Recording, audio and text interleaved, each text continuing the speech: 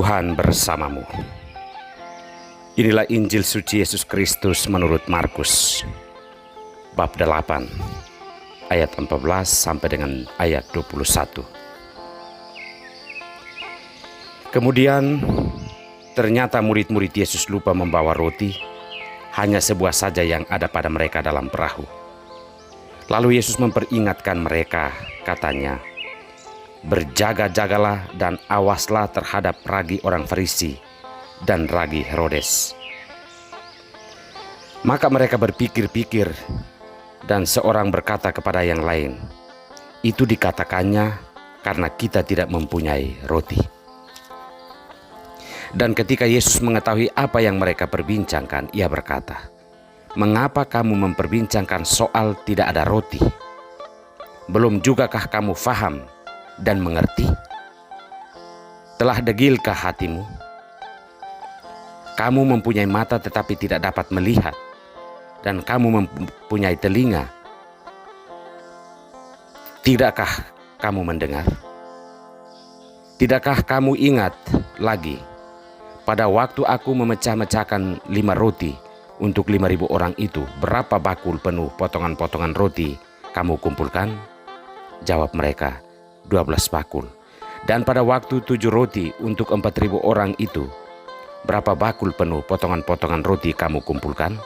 Jawab mereka, 7 bakul. Lalu katanya kepada mereka, "Masihkah kamu belum mengerti?" Demikianlah Injil Tuhan.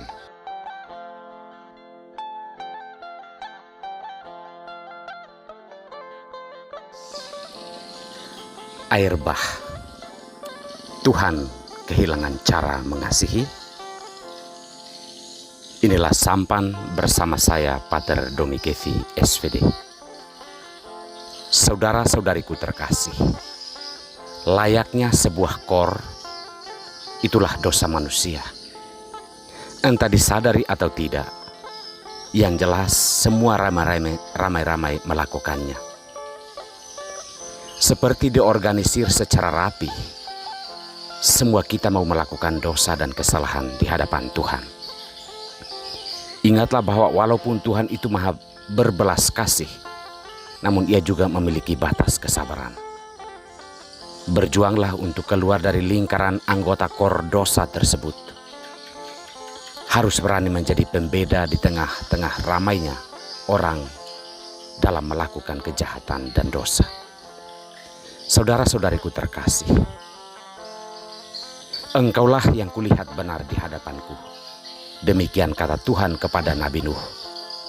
Tuhan melihat manusia semakin berkembang dalam melakukan kejahatan, maka tidak ada cara lain lagi untuk mengasihinya. Satu-satunya jalan adalah pemusnahan melalui air bah. Air bah di sini adalah cara Tuhan menyembuhkan bumi yang telah dikotori oleh pergerakan dosa yang begitu masif. Bahkan Tuhan telah menyesali tindakannya menciptakan kita.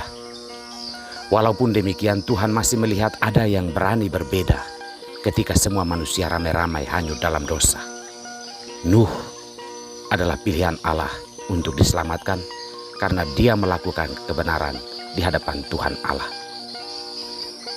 Yesus dalam Injil hari ini mengingatkan kita terhadap pengaruh kemunafikan dan kejahatan. Kemunafikan adalah ragi orang Farisi dan kejahatan adalah ragi Herodes. Inilah pengaruh-pengaruh buruk yang akan mendatangkan air bah dalam kehidupan kita. Tujuan Yesus memperingatkan kita agar kita berani mengambil sikap menjadi orang yang berbeda, yakni menjadi orang yang melakukan kebenaran di hadapan Allah ketika semua orang merasa sah-sah saja melakukan itu. Saudara-saudariku terkasih, janganlah kita bersembunyi di balik kelimpahan kasih Allah. Karena jika sudah tidak ada caranya lagi agar Tuhan mengampuni dan mengasihi kita, air bah adalah cara terakhir. Perkembangan dunia bukan saja menciptakan manusia yang super dalam pengetahuan, namun juga membuka pintu agar dengan mudah kita jatuh ke dalam rangkulan kejahatan dan dosa. Dalam situasi seperti ini, refleksi diri menjadi orang yang benar di hadapan Allah sangat dibutuhkan dari kita. Jangan kita membiarkan diri terpengaruh oleh kejahatan dan dosa yang menghanyutkan. Tuhan memberkati kita semua.